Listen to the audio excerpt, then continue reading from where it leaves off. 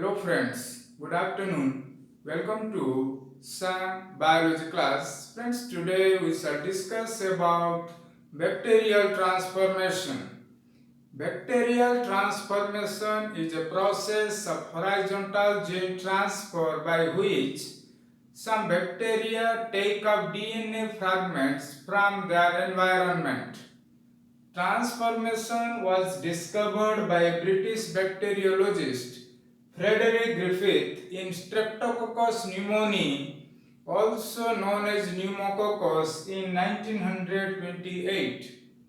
In his series of experiments, he considered two phenotypic characteristics. One, the presence or absence of a polysaccharide capsule surrounding the bacterial cells. 2. The type of capsule, that means the specific molecular composition of the polysaccharide in the capsule. When grown on blood agar nutrient medium in petri dishes, pneumococci with capsules form large smooth surface colonies, hence they are designated type S. Such encapsulated pneumococci are virulent, causing pneumonia in mammals such as mice and the humans. Such encapsulated type S pneumococci mutate to an avirulent form which have no polysaccharide capsule. When grown on blood agar medium, such non-encapsulated avirulent pneumococci form small rough surface colonies and are thus designated type R. The polysaccharide capsule is required for virulence.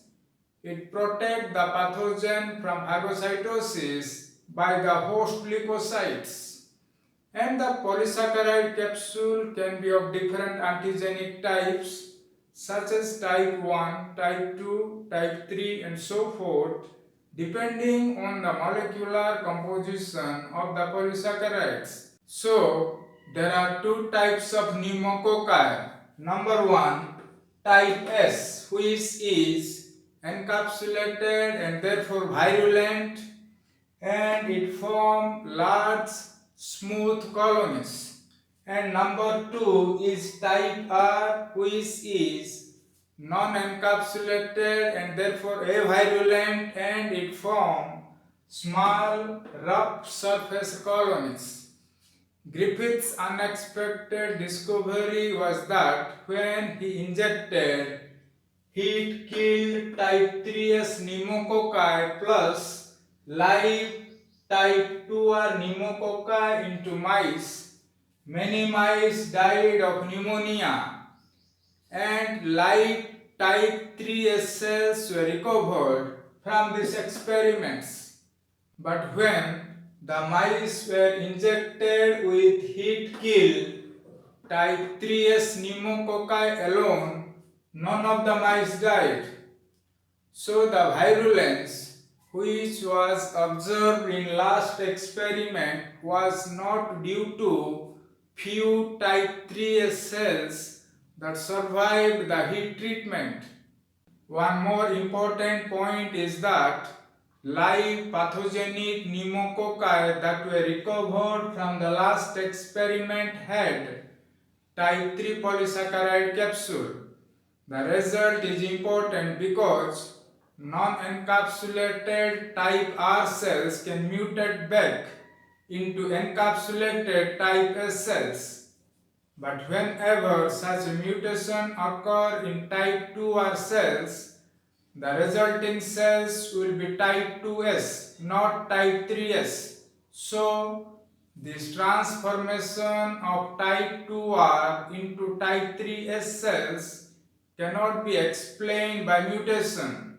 Instead, some of the components of the dead type 3S cells, which was called by Griffith as transforming principle, must have converted type 2R cells into type 3S. The mechanism of transformation has been studied in considerable detail in Streptococcus pneumoniae, Bacillus subtilis, Haemophilus influenzae, and Neisseria gonorrhoeae.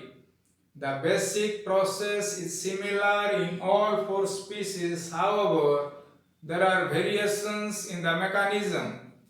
Streptococcus pneumoniae and Bacillus subtilis will take up DNA from any source, but Haemophilus influenza and Neisseria gonorrhoeae will take up their own DNA or DNA from closely related species. Even in the bacterial species that have the ability to take up DNA fragments, not all cells can do so. Indeed, only cells expressing the genes that encode proteins which were required for this process are capable of taking up DNA from their environment. These bacterial cells are said to be competent, and the proteins that are required for this process are termed as competence protein or comproteins.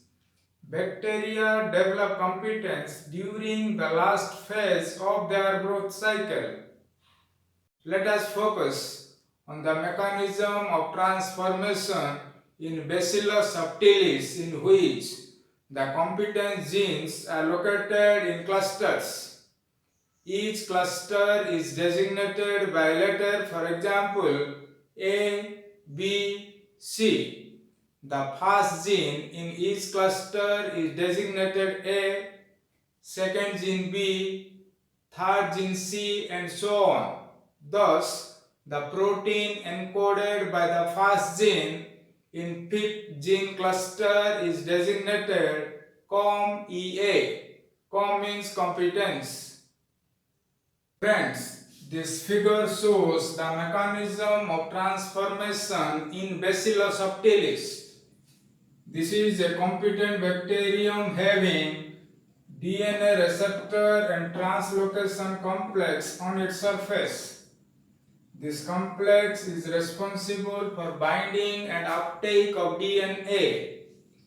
This is the recipient chromosome, and this is a double-stranded DNA fragment from a donor cell. Only one strand will be taken up. In this figure, this is the cell wall and cell membrane of a competent bacterium. This is the intracellular side and extracellular side. These are the different proteins which play specific role during the binding and uptake of DNA. First of all, COM-EA and COM-G proteins bind the double-stranded DNA to the surface of a competent bacterium. After that, as the bound DNA is pulled into the cell by COM-F8 DNA translocase through a channel composed of COM-EC protein, one strand of the double-stranded DNA is degraded by a deoxyribonuclease, and the other strand is protected from degradation by a layer of single-stranded DNA binding protein and RACA protein. Single-stranded DNA binding proteins help stabilizing the single-stranded DNA. After that, with the aid of RACA and other proteins that mediate recombination, the single-stranded donor DNA invade the recipient chromosome and bind with the complementary DNA. This process replaces an equivalent recipient strand which is then degraded. If the donor and recipient cells carry different alleles of a gene, then the resulting double helix will have one allele in one strand and other allele in the second strand. Such a DNA double helix is termed as heteroduplex. The DNA molecule taken up by competent bacterial cells during transformation are usually only about 0.2 to 0.5% of the complete chromosome. So friends, this is all about transformation in Bacillus subtilis. For more updates, please subscribe my YouTube channel, Sam Biology Class, and also please share your comments.